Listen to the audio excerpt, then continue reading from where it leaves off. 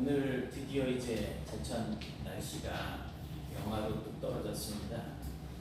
이제 영하 1도 시작인 것 같아요. 물론 조금씩 올라갈 수도 있지만 또 더 추워질 수도 있고 하는 날씨인데 정말 하나님 섬기는 백성으로서 이제 건강도 잘 지키셔서 건강하게 하나님 앞에 온전하게 서는 그런 은혜가 있기를 기원합니다. 성경 시대의 이스라엘 백성들은 해마다 이제 나팔절을 전후해서 40일간 양강나팔을 분다고 말씀을 드렸었잖아요. 근데 이미 말씀드린 대로 양강나팔을 부는 것은 크게 두 가지 의미가 있는데, 하나는 회개를 촉구하는 것입니다. 그러니까 이 나팔 소리를 들을 때 회개하라는 거예요. 또 하나는 순종을 촉구하는 겁니다. 이 나팔 소리를 들을 때 하나님의 말씀대로 순종하라는 거예요. 나팔절 이전에 30일 동안, 그러니까 6월 1일부터 30일까지 30일 동안은 이제 어떤 회개를 한다 그랬어요? 이웃과 사람과의 이제 화해할 내용들에 가서 찾아가서 회개하고 기다리고 용서를 받는, 그래서 그렇게 함으로 하나님께로 돌아오는 그런 시간을 가지는 것입니다. 그러니까 사람과 사람과의 관계를 회복하는 시간 30일 동안, 그리고 나팔절부터 7월 1일부터 대속죄인 7월 10일까지 열흘 동안은 하나님께 대한 죄를 회개하고 하나님과의 관계를 이제 회복하는, 하나님께로 돌아오는 그러한 시간입니다. 지난주 2주간 동안은 이제 회개에 대해서 말씀을 드렸고, 오늘은 순종의 교훈에 대해서 이제 말씀을 전해드리고자 합니다. 이스라엘의 이 양강나팔 소리가 이제 순종의 개념과 연결이 되어지게 된 기원은 아브라함의 순종입니다. 이미 우리가 알고 있는 대로 아브라함은 그의 나이 100세 때 기적적으로 아들을 얻게 됩니다. 아브라함과 사라는 매우 늙어서 이제 자녀를 낳을 수 없는 그런 상태였습니다. 사라는 90세가 되기까지 아이를 낳지 못했던 불임 여성이었었고요. 특히나 이제 하나님께서 네가 내년 이맘때 아이를 낳을 것이라고 이야기할 때, 사라가 아들을 낳을 것이라고 이야기할 때 이미 그녀는 몸에 경수가 끊어져 있는, 생리가 멈춰 있는 그런 상태였지만, 하나님께서는 이들 부부에게 이삭이라고 하는 아들을 주셨습니다. 그런데 이삭이 건강하게 잘 자라서 청년이 되었을 때쯤에 하루는 하나님께서 아브라함에게 네 하나밖에 없는 아들 이삭을 나에게 번제물로 삼아서 제사를 드리라고 명령을 하십니다. 어떻게 이럴 수가 있습니까? 아들을 내가 달라고 때를 써본 적도 없고, 또 고향 우르에서 잘 살고 있는데 그냥 나를 불러서 가나안으로 가라고 해서 보내시더니 이제 아들을 준다 그러더니 아들을 통해서 하늘의 별과 같이 땅의 티끌과 같이 바닷가의 모래와 같이 그렇게 많은 자녀들을 많게 해주시겠다고 하셨던 이 하나님께서 이제 그 100세 때 주셨던 이 아들 이삭이 장가도 들기 전에 제물로 잡아서 바치라는 거예요. 이게 말이 됩니까? 아무리 생각을 해도 불합리하고 이해할 수 없는 명령 아니겠습니까? 저 같으면 못합니다 했을 것 같아요. 그런데 하나님을 전적으로 신뢰했던 이 아브라함은 정말 아침에 일찍 일어나서 모리아에 있는 한 산으로 가서 제단을 쌓고 이삭을 결박해서 단 위에 올려놓고는 칼을 들어서 이삭을 찌르려고 했습니다. 하나님의 명령을 들었을 때에 즉시로 순종하는 모습을 보이고 있는 것입니다.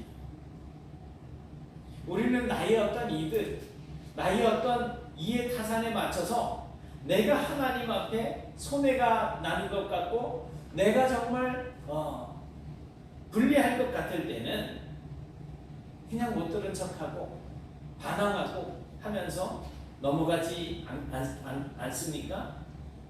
그런데 하나님께서는 이제 아브라함의 이러한 순종을 보시고 어제 깜짝 놀라셨어요. 그래서 아브라함을 부르십니다. 아브라함, 그 아이의 몸에 칼을 대지 말아라. 그리고 그러한 아브라함의 믿음과 순종을 이미 충분히 파악했으니 이제 아이에게 절대 손대지 말라고 이렇게 말씀을 하십니다.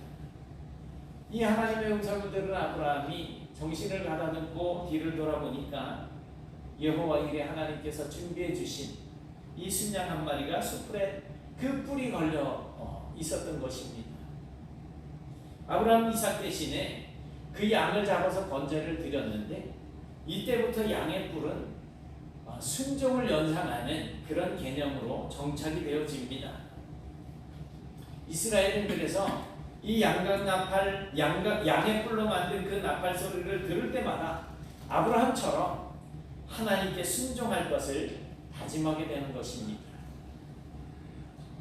원래 순종이라고 하는 것은 주종관계, 주인과 종의 관계에서 등장을 합니다. 아니면 어른과 이제 젊은이 이런 관계에서 등장을 합니다. 종이란 주인의 모든 계획과 판단과 명령을 그대로 온전하게 받아들여야지. 종이 주인이 자신에게 무엇인가 명령을 하고 일을 시켰는데 거기에 대해서 나의 생각을 가미시켜서 토를 단다? 이거는 큰일 날 일이지. 절대 그 주인의 명령에 토를 달지 말아야지 됩니다. 왜냐하면 종은 말을 하는 자가 아니라 주인의 말을 듣는 자이기 때문에 그렇습니다. 그래서 순종이라고 하는 이 말은 듣는다라고 하는 말과 같은 뜻입니다. 비록 주인의 판단과 결정과 그 명령이 내가 생각하는 이치에 맞지 않거나 나에게 손해가 되는 것이라고 하더라도 설령 내 목숨이 사라지는 그러한 결과를 낳는다고 하더라도 종은 주인이 내린 그 명령에 절대적으로 순종을 해야 합니다. 이것은 마치 전쟁터에서 이제 접전을 벌이고 있는 그 순간에 지휘관이, 상관이 적군을 향하여서 돌격 앞으로라고 하는 명령을 내렸을 때 그냥 이야 하면서 적군을 향해서 달려나가는 그 자리가 죽을 장소인 것을 알면서도 복종해서 달려나가야만 하는 그런 상황과 같습니다. 부하가 상관에게 아이고 대장님 내가 돌격은 하겠는데 이렇게 그냥 나가면 우리 다 죽습니다. 그러니 이렇게 하면 어떨까요? 저렇게 하면 좋겠는데 하면서 말할 시간이 없습니다. 총알이 날라오고 화살이 날라오고 하는 상황에 그냥 쫓아가가지고 어떻게 해서든지 적군과 싸워서 이길 생각에 명령에 순종하는 일만이 이제 아랫사람들이 해야지 되는 그러한 일이라는 거지. 마찬가지로 사람은 하나님의 명령 앞에서 어떤 토를 다리고 내 의견을 말하는 것이 아니라 온전히 하나님의 말씀에 순종하는 삶을 살아야지 됩니다. 순종이라고 하는 것은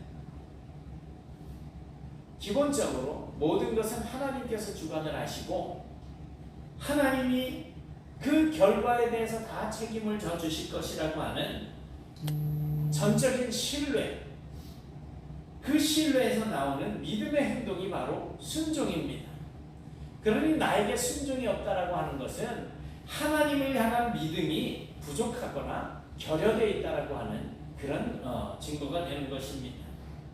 이스라엘에게 있어서 이런 믿음의 행동이 드러난 경우들이 여러 번 있습니다. 몇 가지 예를 들자면 이제 이스라엘이 가나안 땅으로 들어가기 전에 요단강을 건널 때와 또 여리고 성을 함락시킬 때 있었던 일들을 들을 수 있겠습니다. 이스라엘이 요단강을 건널 때에는 요단강이 그 강둑까지 물이 넘치던 그런 시기였었어요. 얼마 전에 우리 막 폭우가 쏟아질 때 막 강물이 넘쳐서 집을 그냥 덮치고 이러는 일들이 있었잖아요. 예전에 찬봉수도 많았었는데 그 강물이 세차게 막 흘러나갈 때 이렇게 보면 무섭습니다. 막 떠내려갈, 막 그냥 나는 옆에 있기만 한데도 떠내려갈 것 같은 그런 느낌이 듭니다.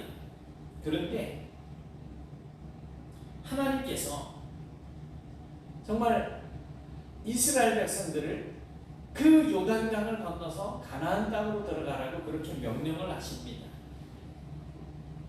먼저 제사장들이 언약궤를 메고 앞서 나가고 백성들은 그 뒤를 따라가라고 하십니다. 언약궤를 맨 제사장들이 이제 강물 속으로 들어갑니다. 그런데 놀랍게도 그들의 발이 강물에 들어가서 물에 닿자마자 물이 발목에 찰 때쯤 물이 물러가고 끊어지게 됩니다. 이에 제사장들은 강에 그대로 멈춰있고 백성들은 그 강바닥 마른 바닥을 건너가게 되는 것입니다. 이스라엘은 그 어마어마하게 넘쳐 흐르던 그 물이 지금 비록 뒤로 북쪽으로 물러가고 이렇게 끊어져 있지만 이게 또 언제 다시 그냥 확 쏟아져 내려올지 알 수 없는 상황입니다. 또 언약궤를 맨 제사장들이 강바닥에 서 있기는 하지만 거기에 대한 정말 확신하는 신뢰감이 없다고 한다면 그들은 그 강을 건너지 못합니다. 그런 상황에서 이 백성들이 200만 명이 넘는 그 백성들이 그 강을 건넜다는 거예요. 그 강을 건너는 이스라엘 백성들에게는 정말 엄청난 믿음이 필요했습니다. 그런데 바로 그런 상황에서 그들은 양강 나팔을 불면서 강을 건넜다는 것입니다. 양강 나팔 소리를 들으면서 이제 모든 것은 하나님이 책임을 져 주실 것이라고 하는 믿음으로 그 강을 건널 수가 있었습니다. 또 이제 강을 건너가서 여리고성을 만났을 때에 여리고성의 전투는 또 너무 어이없는 명령을 받습니다. 매일 하루에 한 번씩 여리고성을 돌라는 거예요. 조용히. 그리고 마지막 7번째 날에는 7바퀴를 돌면서 이제 나팔을 불고 소리를 지르라는 거예요. 이 명령은 정말 매우 위험한 명령입니다. 왜냐하면 그 성 위에는 이스라엘이 요단강을 건너와서 자기들 성으로 접근해오고 있고 저 사람들이 우리와 정말 한판 붙을 그럴 위기에 있기 때문에 무장을 하고 성 위에 서 있었을 거예요. 그런데 그들이 성 가까이에서 그 성을 돌고 있는 것은 어쩌면 이스라엘 백성들이 전멸할 수도 있는 그런 아주 어리석은 행위입니다. 그런데 그렇게 정말 너무나도 터무니없고 불합리해 보이는 하나님의 명령이어도 그들이 순종하면서 마지막 날 7바퀴를 돌고 나서 소리를 지를 때에 여리고성이 무너져 내렸습니다. 그렇게 성이 무너지기 전까지 그들은 모두 다 불안하고 걱정이 많았을 거예요. 우리가 살아가는 동안 온통 근심, 걱정, 염려뿐이 없잖아요. 그런 상황하고 다를 바가 없습니다. 바로 그럴 때 그들 앞에는 양강 나팔을 부는 제사장들이 앞장서서 나갔습니다. 백성들은 나팔 소리를 들으면서 아브라함의 순종을 기억을 했고 나팔 소리를 들으면서 하나님의 명령을 순종할 수가 있었던 것입니다. 이스라엘에서 또 한 번 양강 나팔을 불면서 순종을 해야지 되는 날이 있는데 바로 희년입니다. 희년이라고 하는 것은 이제 보통 7년, 안식년을 7년째를 안식년으로 치는데 이 7년이 7번, 안식년을 7번 지내고 난 다음에 즉 50년째 되는 해를 말합니다. 이 희년이 되면 모든 종들을 해방을 시켜줘야 됩니다. 그리고 내가 돈을 주고 남의 땅을 샀더라도 그 땅을 원주인에게 되돌려 주어야지 됩니다. 어떻게 생각을 해보면 이것이야말로 순종의 극치입니다. 과연 누가 이런 엄청난 손해를 보면서 순종을 하려고 하겠습니까? 그런데 바로 이러한 때에도 이스라엘 백성들은 나팔을 불면서 하나님의 명령에 순종을 했던 것을 우리가 볼 수 있습니다. 하나님께서는 순종할 때 나갈 때나 들어올 때나 들에서도 집에서도 복을 주시겠다라고 약속을 하십니다. 그러나 그들의 그 믿음이 변질이 되어지고 하나님의 말씀에 순종하지 않았을 때 그들은 저주를 받았고 그 나라가 멸망을 받은 것을 우리가 이미 성경을 통해서 알고 있습니다. 적군에게 죽고 포로가 되기도 했던 정말 불행한 기억들이죠. 불순종할 때 저주를 받는다라고 하는 이 말에 오해하지 마시기 바랍니다. 하나님은 백성이 순종하지 않는다고 망하게 하는 악한 분은 아니십니다. 오히려 그 반대입니다. 사실 이스라엘은 무슨 대단한 민족이 아닙니다. 그들은 정말 원래 400년 동안이나 이집트에서 노예 생활을 하던 그런 민족입니다. 그런 민족을 이집트에서 이끌어내시고 약속하셨던 가나안 땅에서 큰 나라를 이룰 수 있도록 그렇게 해주신 분이 바로 하나님이십니다. 그러나 그들이 그렇게 크게 설 수 있었던 것은 어디까지나 하나님께 전적으로 순종하고 신뢰할 때 하나님께서 그들에게 그런 복을 주셨다라는 사실입니다. 그런데 그들이 불순종할 때 불순종하는 것 때문에 하나님께서는 그들에게 더 이상 복을 주실 수가 없었습니다. 그것은 하나님께서 정해놓으신 법칙이기 때문에 그렇습니다. 그들은 스스로 보호자와 공급자를 버린 거예요. 하나님을 버리고 우상을 쫓아가고 하나님의 말씀을 버리고 자기들 마음대로 살았던 거예요. 이것은 마치 가출한 청소년이 부모의 보호와 공급을 받지 못하는 것과 같습니다. 가끔 뉴스에 나올 때 가출한 청소년들의 문제가 심각하게 나오는 그런 내용들을 볼 수가 있지 않습니까? 결국 하나님께 순종하는 것은 엄청난 손해를 보는 것 같지만 온전히 하나님의 복을 받는 비결이 된다는 것입니다. 남들이 다 하는 방법으로 살지 않고 하나님의 은혜로 하나님의 방법대로 살기로 작정하고 새롭게 출발하는 것이 바로 우리의 신앙생활인 것입니다. 여러분은 이 땅에서뿐만이 아니라 내세, 즉 영원한 하나님의 나라에서도 오로지 하나님의 방법으로 살고 하나님의 복을 받기로 작정되어져 있는 자들입니다. 그런데 그 복을 받는 비결이 바로 하나님의 말씀에 순종하는 것이라는 것입니다. 그러므로 오늘 저와 여러분은 순종해서 항상 하나님의 복을 누리며 사는 성도들이 되시길 바랍니다. 야간 나팔 소리를 들으면서 요단강도 건넜고 정말 어이없는 명령 같았지만 여리고 성도 돌았고 희년에는 토지와 종을 돌려보냈던 이스라엘처럼 우리도 온전히 하나님의 말씀에 순종하는 삶을 사는 그런 성도들이 되시길 바랍니다. 겉으로 보기에는 그렇게 했다가는 엄청난 손해를 볼 것 같고 아무것도 나에게 남아있을 것 같지 않고 나는 쫄딱 망해서 거지가 될 것 같아도 그렇지 않습니다.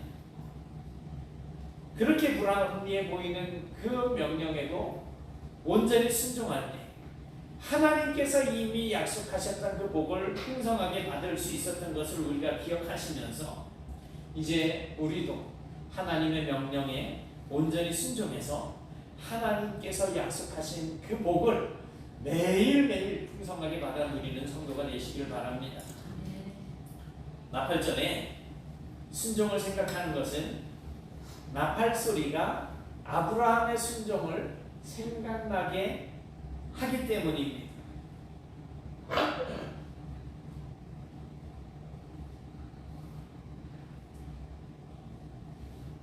히브리 전통에 의하면 7월 1일 즉 나팔절이 바로 세상이 창조된 날이라고 합니다.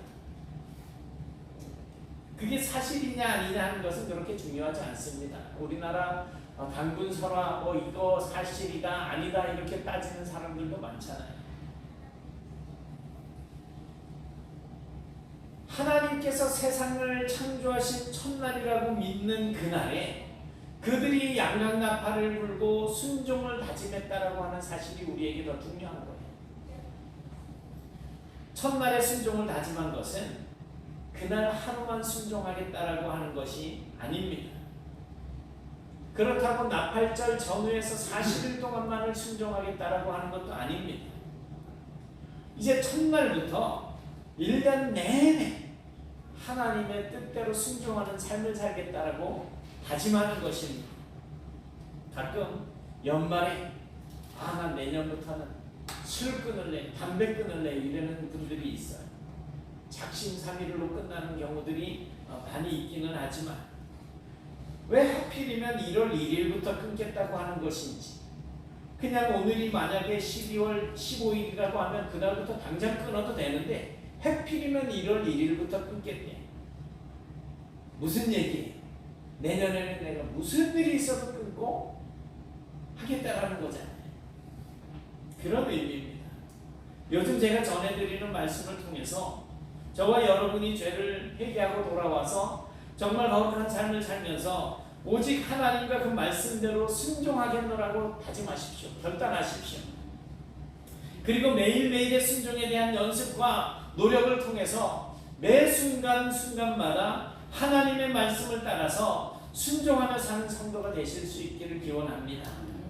그런데 약하고 완악한 사람이, 정말 나같이 연약하고 정말 하나님 앞에 더럽고 추악한 사람이 어떻게 완전하게 순종하고 1년 내내 순종하는 것이 가능할 수 있겠습니까? 사실 우리로서는 할 수 없습니다. 왜냐하면 어떻게 하는 것이 온전한 순종인지 모르기 때문에 그렇습니다. 그래서 어떤 분은 이렇게 하고 어떤 분은 저렇게 하고 두 분이 만나면 툭탁거리는 거예요. 왜? 네가 오라 내가 오라. 아니죠. 내가 오라 네가 틀려 이러면서 다투는 거예요. 하지만 우리에게는 온전하게 순종한 모델이 한 분 계십니다. 바로 우리 주 예수님이십니다. 성경에 계시해 주신 하나님은 성부, 성자, 성령으로 우리에게 나타나고 있습니다. 삼위의 하나님이신데 그 삼위의 3위 중 2위 하나님, 성자 예수님이, 성자 하나님이 이 세상의 죄인들을 구원하시기 위해서 사람으로 나셨습니다. 오늘 본문 말씀인데 다시 한번 보시겠습니다. 시작. 그가 아들이시면서도 아들신 고난으로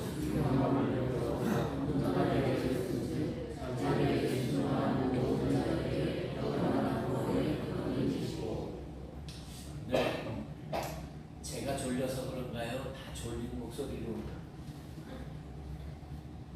용감하셔도 되는데 하나님의 아들이 영광의 보좌를 버리시고 자기를 겸손히 낮추셔서 사람으로 나신 것입니다. 그분이 바로 우리가 믿고 섬기는 예수 그리스도이십니다. 하나님의 아들이 이 죄악 많은 세상에 하나님의 저주 아래 놓여 있는 이 땅에 사람으로 나신 그 자체가 이미 예수님에게는 고난이고 비천에 처하시는 일입니다. 그분의 이름은 구원이라는 뜻의 예수라고 지어졌고 언약하신 대로 하나님께서 우리와 함께 하신다라고 하는 의미로 임마누엘로 소개가 되어지고 있습니다. 성자 예수님은 성부 하나님, 즉 아버지 하나님께 순종해서 이제 아버지의 뜻대로 십자가에 죽기까지 복종하셨고 그 결과로 우리의 구원을 이루어 주신 것입니다. 하나님의 아들이신 예수님이 아버지 하나님께 온전하게 순종하셨던 그 모습을 통하여서 주 예수님을 따르는 모든 성도가 어떻게 하나님께 순종을 해야지 되는지를 친히 보여주고 계십니다. 그래서 우리는 예수님의 순종을 통해서 우리의 순종이 어떠해야 함을 알 수가 있는 것입니다.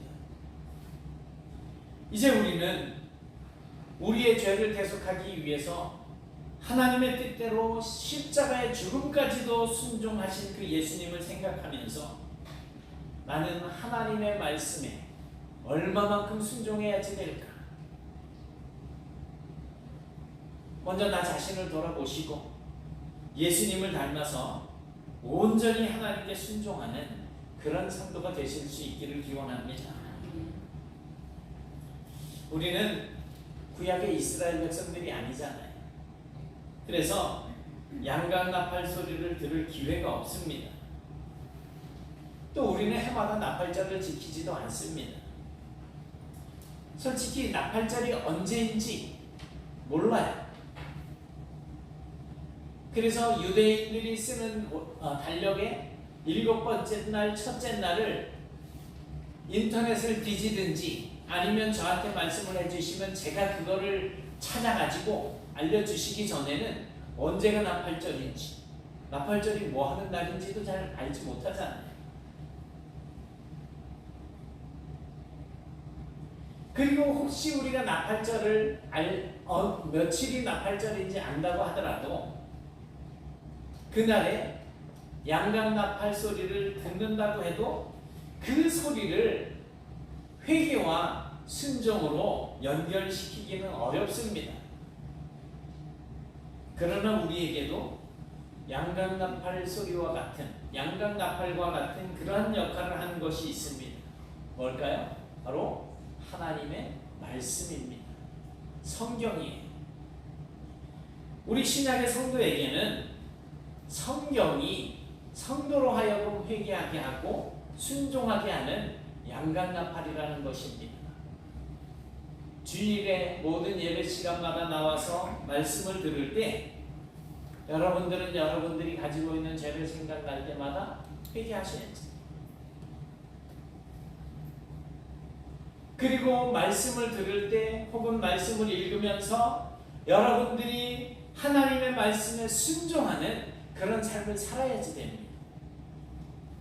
그게 양각 나팔의 기능이에요. 오늘 받은 이 말씀이 여러분들 마음판에 새겨져서 양각 나팔 소리처럼 울려 퍼지게 되시길 바랍니다. 매 주일 듣는 설교가 여러분에게 양각 나팔 소리가 되길 바랍니다. 여러분들이 살면서 매일매일 읽는 이 말씀을 통해서 하나님께서 나의 삶의 모습을 비춰주실 때 회개하고 순종하는 그런 삶을 살게 되시길 바랍니다.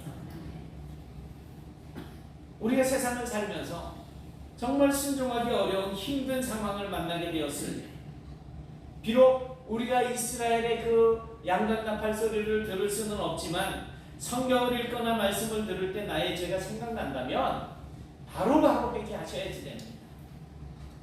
하나님께로 돌이키시고 그 말씀에 순종하심으로써 온전하게 됩니다. 그래서 정말 주님께서 이 땅에 다시 오셔서 이 세상을 심판하시는 그날에 주님을 기쁨으로 뵙는 그런 성도들이 되시길 바랍니다.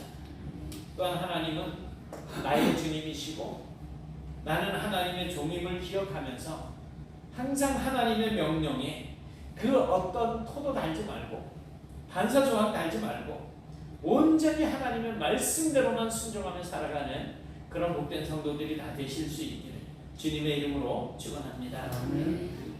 사랑의 하나님 고맙습니다. 저희들이 이 땅 살면서 참 많이 힘들고 어려운 상황 속에서 하나님의 말씀을 대할 때 너무나 짐이 되고 불편하고 괴로울 때도 있음을 고백합니다.